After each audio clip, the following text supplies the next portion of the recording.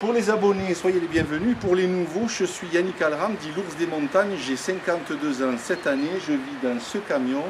On va quand même faire le point du budget, le point du matériel qu'il me faut pour mes essentiels et mon autonomie. En tout cas, bienvenue dans cette nouvelle série qui est Bush Van.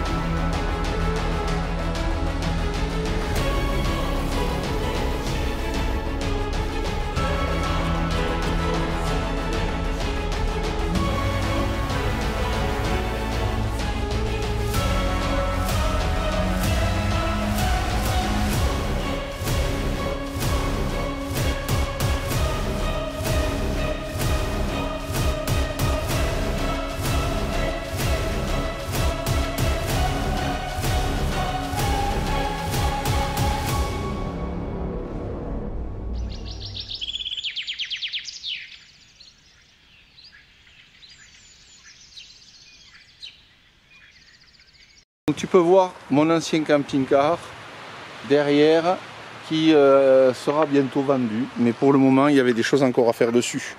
Alors par quoi on va commencer? On va commencer par l'intérieur. Je vais prendre le paillasson et je vais te montrer au fur et à mesure et ensuite je te filmerai quand je vais ranger. On rentre. Qu'est-ce qu'on a en rentrant? On a cette fendeuse pour le petit bois, parce que ça me permet de le faire debout et pas à genoux. Et elle est très pratique, mais c'est pour du bois d'allumage. Ensuite, on a la pièce maîtresse qui est le poêle à bois. C'est un petit Gestov, le petit modèle, avec sa protection double paroi que j'ai trouvé dans un genre de vide-grenier, ce qui me permet de protéger les plastiques autour. C'est les deux points qui m'ont coûté à peu près, on va dire, pour l'aménagement que tu vas voir, je suis à 100 € de budget. Donc c'est cette pièce-là, plus la plaque, plus des vis et les rideaux. Alors, on va regarder de ce côté. Ici, il y a deux tiroirs. Je vais te les montrer, ils sont à l'extérieur, j'ai tout vidé. Et derrière, il y a des affaires qui sont plates, hein, qui me permettent d'être sous les tiroirs. Ici, il y a un de mes couteaux en place, et là, tu verras, il y a la fontaine et il y a mon évier pour me laver les mains. C'est des rangements qui pourront être avec des tiroirs, mais pour le moment, c'est fait avec de la récup. La seule chose que je t'ai pas sorti, c'est le compartiment à pharmacie, parce que j'avais pas besoin d'y faire le point. Et tu verras ensuite à quel endroit je mets quoi. On va faire le point ici tant que on est dedans, c'est-à-dire le lit. Bon, je vais enlever le balai. Donc en lit, je vais faire le tour pour te le montrer pour le reste. Sinon ici, qu'est-ce qu'on a? On a les pierres réfractaires. Je les enlèverai pour l'hiver, pour l'été, mais elles sont là. Et tu as cette planche qui vient fermer et qui se met ici. Alors tu vas voir les deux positions après. C'est-à-dire que c'est un plancher qui permet aussi de faire un lit d'appoint. Dessous, tu as un coffre-fort qui est fixé. Ce qui me permet, comme le camion est tout le temps ouvert, d'avoir quand même mes affaires sensibles qui sont en sécurité et au même endroit.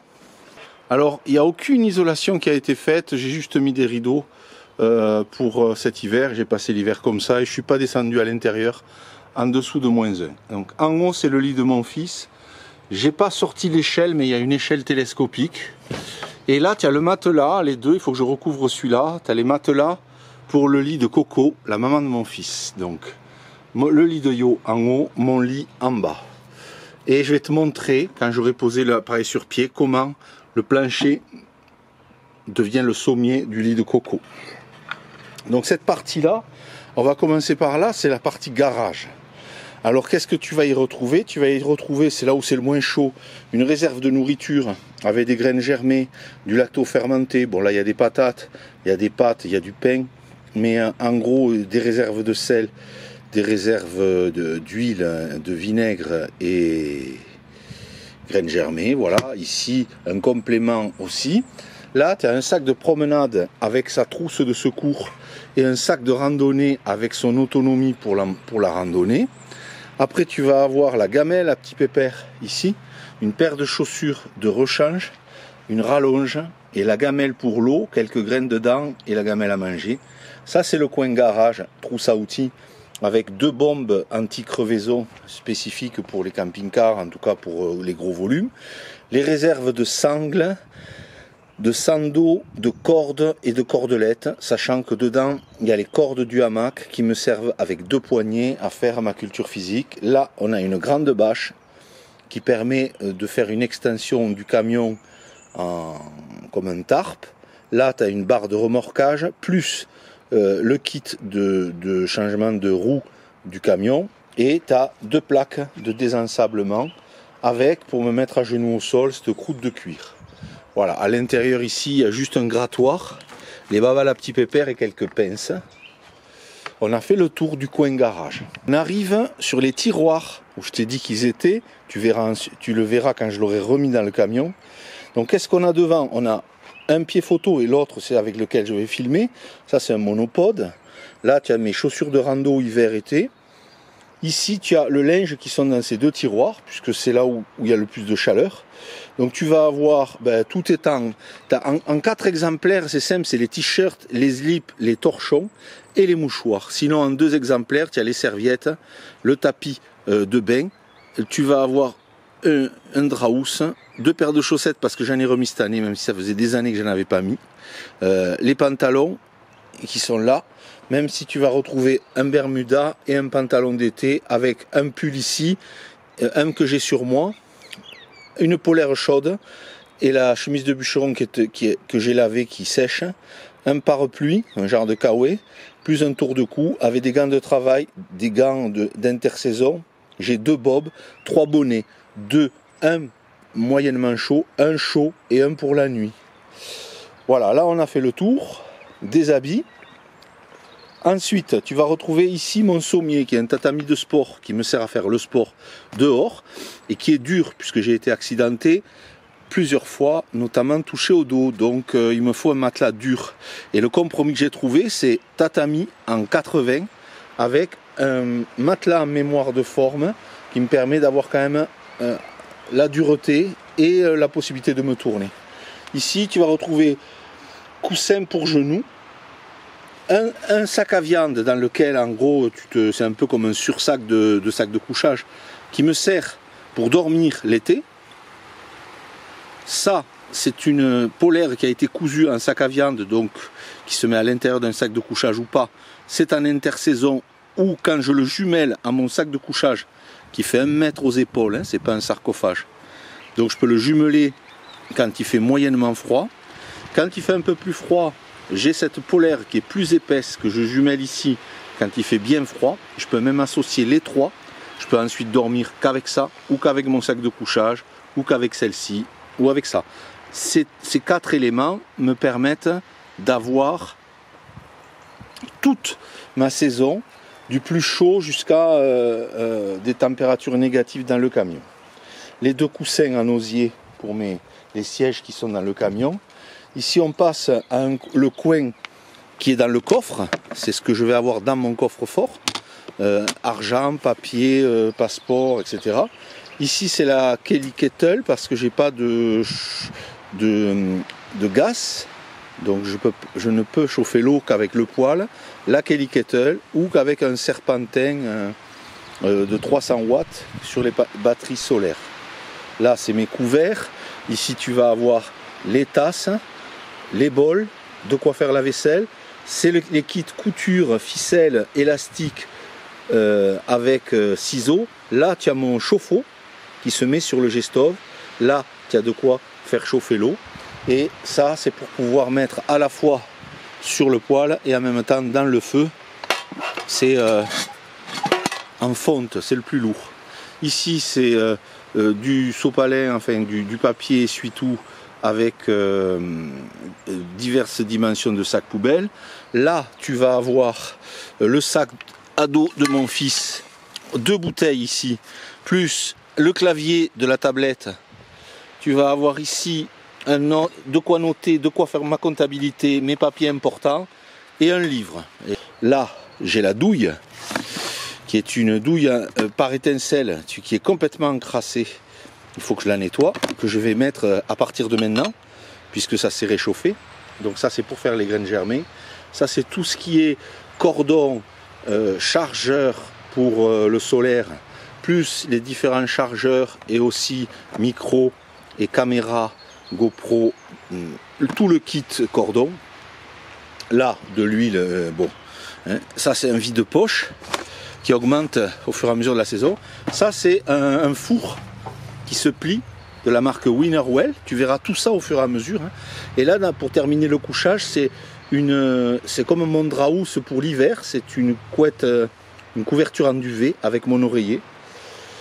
Ensuite, on passe ici où tu vas avoir 3 bassines, une pour la lessive et la vaisselle, une qui est mon bidet, c'est l'intermédiaire, et une qui est mon évier dans lequel je peux faire la petite vaisselle.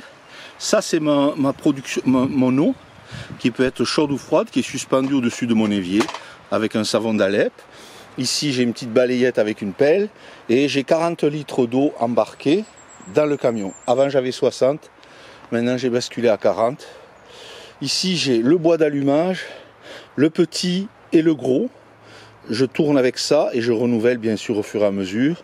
Dans cette caisse j'ai de quoi graisser, j'ai des ceintures, j'ai les mitaines pour attraper quand c'est bouillant, j'ai de quoi faire du coton carbonisé. Ça c'est une boîte à feu, une grosse boîte à feu hein, pour le camion bien sûr. Hein. Le feu que nous allons faire Tonton Bushcraft. Tu vas retrouver un chalumeau à gaz, c'est le seul gaz que j'utilise. Zippo, des bougies, des briquets. Donc tu vas retrouver dedans à la fois des fire steel et en même temps des briquets à gaz, etc. Alors on passe ici sur les batteries qui maintenant ont été offertes par Allpower. Donc j'ai une batterie 1500, une batterie 2000. Je vous mettrai les liens en description puisque je suis obligé de le signaler. J'ai ici un panneau solaire en 400 watts. Là, je vais recharger la petite. J'ai rechargé la petite aujourd'hui avec le panneau de 200 watts. Donc ces 2 panneaux se mettent ici, là dessous, tu vois, le 400 et le 200. Après, je me retrouve avec les bouillottes pour l'hiver, 3 bouillottes qui peuvent aussi accompagner Johan et sa maman quand ils viennent.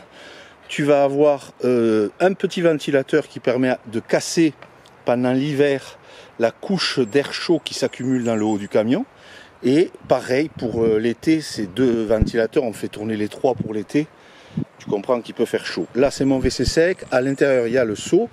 Et ensuite il y a le seau à cendre en métal avec les 1 litre de pot à lait pour mon pipi nocturne.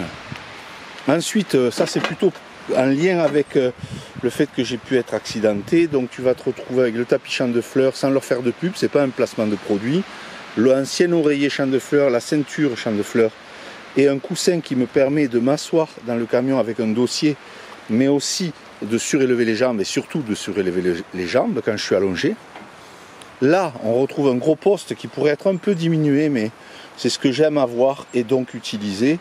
Ici on va retrouver un départoir qui me permet de refendre et aussi de sortir des planchettes. Là il va y avoir du vent, hein, c'est pour ça que j'ai accéléré un peu. Là on a une scie avec une scie de rando, petite pour yo-yo aussi. La hachette de yo-yo, c'est une numéro 5 de Fixcar. La 7 et la 10 qui sont pour moi, et cette hache elle me sert pour couper mais aussi pour refendre. Là tu as une sarbacane, on parlera un petit peu des modifications que j'ai fait sur cette sarbacane. Ça c'est des couteaux, donc tu vas avoir un BK9, un BK2 et après il y a une serpette, une pince pour le feu et pour le poêle, un petit soufflet, un pied de biche. Alors le pied de biche il fait plus partie des outils, mais comme je décortique des palettes régulièrement je le garde avec moi. Et une petite massette en chêne avec une pelle qui fait à la fois pioche et pelle. Est-ce qu'on a tout vu là? Le filtre à gravité British Berkefield. J'ai pris cette option, mais ça peut être aussi d'autres marques. Et j'ai pas de partenariat non plus. Les seuls partenariats que j'ai là, c'est avec les centrales électriques et avec les Firesteel de Tonton Bushcraft. Mais c'est pas trop l'objet de la vidéo. C'est pour ça que je détaille pas trop. Voilà, donc qu'est-ce qu'on retrouve à l'avant du camion? Pas grand chose en fait. On retrouve une enceinte qui me permet d'écouter la musique, une enceinte Bluetooth, des cales pour mettre à niveau le camion, et une canne que j'ai pour les magasins si je marche ou si j'ai mal au dos. C'est une canne Cold Steel. Voilà, et ensuite j'ai eu ce partenariat avec Viofo, mais c'est vrai que dans cette vidéo je ne souhaite pas évoquer les partenariats, donc on le verra dans une autre vidéo. C'est plutôt une vidéo de présentation générale. Ça c'est un petit torchon pour essuyer le pare-brise. Voilà, donc qu'est-ce qu'on a encore? Bon, mais les briques réfractaires elles vont être enlevées. Je te montre l'extérieur. Donc en fait je roule pas avec le poêle comme ça, donc je te montre à l'extérieur. Voilà, cette plaque si tu veux, eh bien tu l'enlèves, elle est juste mise dans la rainure. D'ailleurs là elle a bougé, je dépasse, mais tu vois que j'ai mis une douille. C'est la première année que j'ai mis cette douille qui est pas avec un pare-étincelle, parce que c'est vrai que quand il pleut ou qu'il fait beaucoup de vent en hiver, que c'est très humide, il n'y a pas de risque d'incendie, mais par contre ça peut refouler dans le camion, c'est vraiment le moment le plus désagréable. Donc là voilà, tu as une plaque, cette plaque j'enlève en roulant. Voilà, donc le poêle est attaché, mais si tu veux, bon là il faut que je dévisse ici, tu vois, c'est ce qui me permet de tenir le tube. Donc là c'est ce qui va me permettre de recaler dans la nervure. Donc ici je t'ai laissé ces deux pierres réfractaires, celles-là je les garde toute l'année. Pourquoi? Parce que je pose le four dessus, même si l'été je veux faire une pizza yo-yo par exemple à l'extérieur. Donc voilà, derrière il y a de la céramique qui bloque 600 degrés avec du zinc, pareil dessous là, il y a de la céramique, et je laisse toujours à l'intérieur un lit de cendre qui permet d'éviter le rayonnement fort vers le bas. Quand je mets toutes les pierres réfractaires, en fait je peux en mettre 10, donc c'est assez intéressant, tu vois je viens attacher ici. C'est intéressant parce que ça me limite le rayonnement direct dans le camion qui ferait monter un peu trop la température. Ça accumule au niveau des pierres et ensuite ça redistribue dans la nuit. Donc là, il y a une barrière, tu vois, pour yo-yo. Il faut que j'y fasse une petite échelle. Donc bien sûr que c'est avec de la récup, de la volige, des choses que j'avais déjà, que j'avais fait sur d'autres projets. Donc il faut pas prendre le temps de poncer. C'est un peu dépareillé aussi. Il faut accepter, si tu pars dans un projet comme ça d'aménagement sans investir de budget, que ça soit pas isolé non plus. Mais tout ça je t'en parlerai après, puisque là le vent se lève.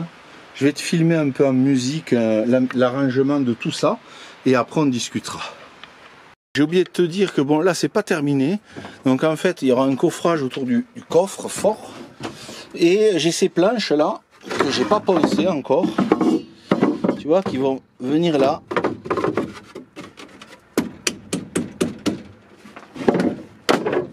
Voilà, celle-ci elle va venir ici, et ça me permet dessous, tu vois là j'ai trop poussé, voilà, vient comme ça. Donc ça me permet de faire ma réserve de bois sur le dessus, et dessous de ranger les tubes de poêle, certaines affaires comme des bouteilles ici qui vont, il y aura un truc pour tenir les bouteilles, j'ai des affaires qui sont sur le coffre, ça il faut l'optimiser. Les bouillottes sont dessous, tu vois. Donc je vais te montrer ça, après je fermerai le camion, et voilà, bon ça c'est à améliorer encore, il y a plein de choses à améliorer, c'est l'avantage quand tu vis comme ça dedans.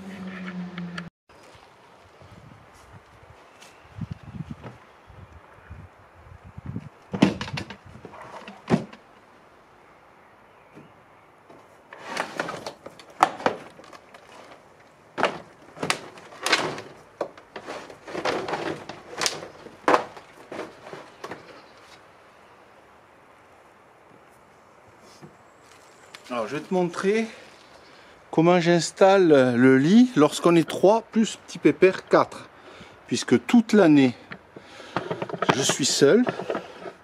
mais j'emmène de temps en temps mon fils et sa mère en montagne. Alors tu vois, cette planche, ce plancher que je te montrais tout à l'heure. Donc là, il y a deux petits taquets métalliques. Tu verras dans un autre moment. Ce qui fait que ça me permet de venir coincer. D'un côté, il y a un chevron qui est comme ça, il y a un taquet là, ce qui fait que ça ne peut pas sortir. Là-haut, là je vais mettre mon couchage, mais là-haut je place le couchage de coco qui est ici. Ce qui fait que ça fait un lien 80 plus 60, ça fait 140. Mais moi, ça me fait gagner vraiment beaucoup de place parce qu'il faut que 140, si tu veux, sur 2,80 m, ça veut dire que c'est la moitié. Donc c'est pas possible de l'envisager comme ça. Donc si j'enlève cette partie-là, bah, j'ai 2 mètres, puisque ce lit fait 80. Au lieu d'avoir 1,40 m, si je laissais un lit à 140 en permanence. Bon là, ce que je vais faire, c'est que je vais garder encore les pierres réfractaires, parce qu'en montagne, on peut en avoir besoin. Je les enlèverai plus tard, je les laisserai sur un terrain. Donc là, tu vois, je viens le poser au-dessus des pierres. Ça redevient le plancher de mon habitat. Tu le verras quand je te filmerai tout à l'heure. Je repousse les taquets. Ça me permet d'un côté de mettre cette centrale, ce qui est la plus grosse, avec sa housse. Donc il faut d'abord l'enquiller comme ça, et après il faut tourner. Voilà, elle est calée. Maintenant, ici, il y a le détecteur de fumée et le détecteur de monoxyde qui sont à hauteur de tête.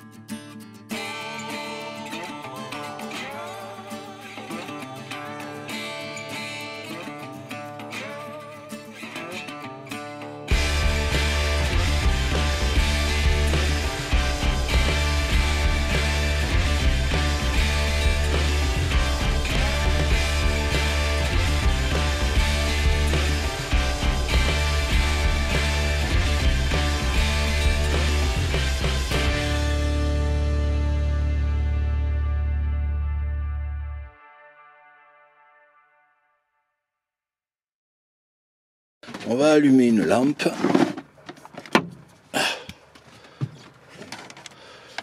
Ça, je le mettrai quand la porte coulissante sera fermée.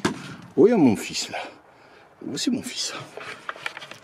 Donc ici, on retrouve les cordons, comme je t'avais dit, mon couchage avec de quoi surélever les pieds. Aujourd'hui, j'en aurai besoin. La petite centrale qui me permet de recharger tablette et téléphone. Ici on a gamelle, gourde, ventilo, mais ça peut être réparti un peu mieux quand il y a plus de nourriture ou quand il y a les affaires de yo et de coco. Là il y a les cahiers, vide-poche, enfin ce que je t'ai montré tout à l'heure, sac poubelle, élastique et le nécessaire de couture avec la ceinture champ de fleurs pour le dos. Là il y a les couverts. Derrière c'est le vide-poche. Et là il y a ce qu'il faut pour la barbe, perles. Et là c'est ma petite trousse de toilette. Là il y a le pied photo. Il y a là, le truc en fonte pour les croque-monsieur et les sandwichs que je mets dans le poêle. Ça rentre à l'intérieur. Alors que le truc en fonte se met dessus. Comme le four Winnerwell. Là on retrouve mon petit filtre à gravité. Mon petit lavabo pour me laver les mains avec le savon d'Alep. Un couteau que j'ai pas présenté tout à l'heure mais qui est un Easy Jungle. Easy Zula. Un petit couteau dit de cou, mais j'ai arrêté de le porter au cou avec la barbe, ça me gêne, donc j'ai remis son attache ceinture. Voilà. Qu'est-ce qu'on a dessous? Dessous on a 2 bidons à disposition, les autres sont à l'arrière et les vides sont à l'avant. On a le bidet et dessous la lessive vaisselle. Là on a le petit évier. À l'intérieur, là on retrouve la pharmacie. Ici c'est un espace tasse vaisselle qui est réparti avec la nourriture. J'ai une glacière que je prends l'été uniquement quand mon fils est avec moi. Sinon le reste de l'année, l'hiver on n'en a pas besoin. Il suffit de mettre à l'avant. Et l'été, moi quand je suis tout seul, je la branche pas, je prends pas de frais.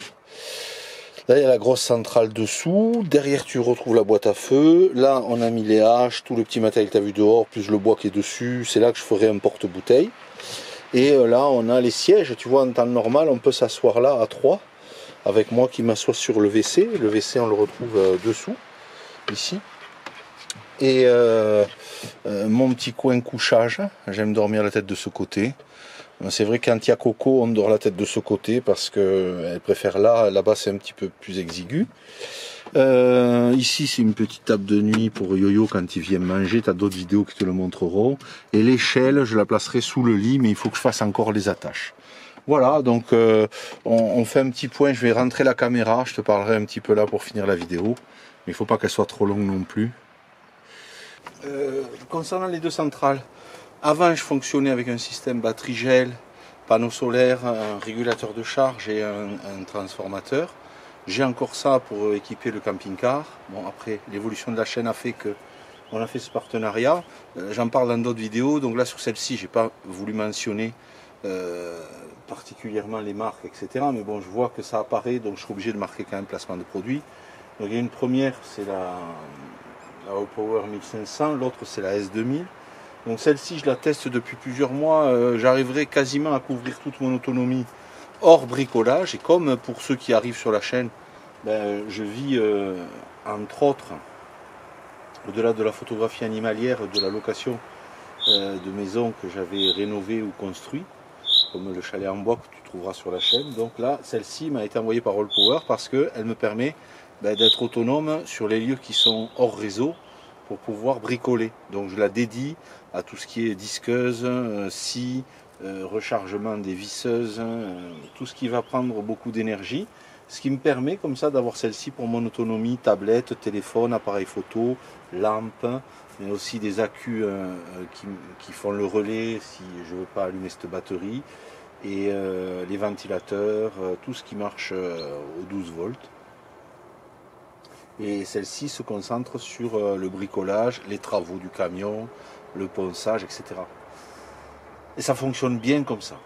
Maintenant, j'ai pas énormément de recul, mais je ferai quand même une vidéo de comparatif et de ressenti entre justement une installation traditionnelle et le fait, au-delà du partenariat, je ferai un retour aussi sur mon ressenti par rapport aux centrales qui sont tout à nœud.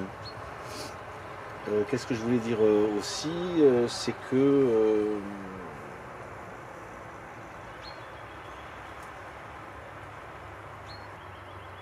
oui, donc après au niveau du volume, on est sur 5 mètres carrés habitables, c'est-à-dire 2,80 m sur 1,80 m, malgré le fait que je perds, je suis plutôt à 1,74 m avec le plancher que j'ai mis dessous. Là. et 1,80 m de large, ce qui fait que pour moi ça va, je fais 1,72 m on va dire, donc je passe pour dormir comme ça, et en hauteur je passe aussi malgré le plancher. Ça fait à peu près 9 mètres cubes, et là-dedans pour le moment j'ai 2 places assises. Alors quand j'enlève ici, si vraiment je devais remettre un siège, comme il est homologué VASP handicap, pas VASP caravane, je pourrais mettre un siège ici, il faudrait juste le poser devant quand on roule, quoi. Voilà, ce qui est possible c'est ça. Ce qui fait qu'on a 3 couchages, 4 couchages, c'est-à-dire mon fils en haut il a un lit en 90, moi en 80, celui-là en 60, ça fait un 140 quand on est à 3 à dormir, et il y a mon petit pépère qui dort ici. Voilà. Et j'ai le chauffe-eau Gestoff que j'ai pas présenté aussi. Bon, après on verra le fonctionnement dans les prochaines vidéos. Je suis vidé, mécontent.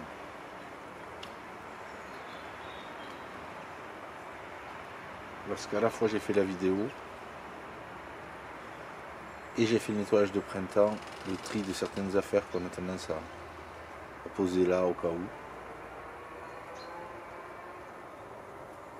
Alors aussi je tiens à préciser pour ceux qui débarquent que j'ai un mode de vie nomade, dans le sens où je me déplace entre l'Aude et l'Ariège. C'est pas pour voyager, c'est parce que j'aime l'Ariège, j'aime les montagnes et les sommets.